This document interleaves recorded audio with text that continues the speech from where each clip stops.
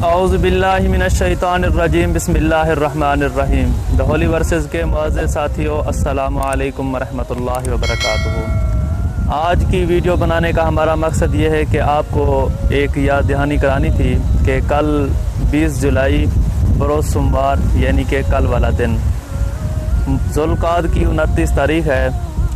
कल सोमवार की मगरिब से पहले अपने बाल कटवा लें और नाखून तराश लें।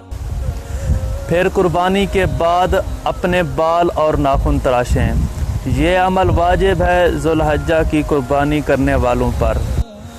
और जो लोग कुर्बानी की इस्तात नहीं रखते, अगर वो लोग इस अमल को दोहराएंगे तो वो भी इस तरह का सवाब पा सकते हैं। यानी कि जो लोग कुर्बानी करते हैं जो उनको सवाब मिलेगा, अगर जिनके पास पैसे नहीं हैं, गरीब हैं, वो कुर्बानी नहीं कर सकते, अगर वो इस अमल को दोहराएंगे तो उनको भी कुर्बानी करने वालों जैसा सवाब मिल सकता है।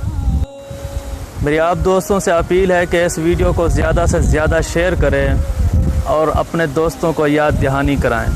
मुझे अपने दुआओं में याद रखिएगा।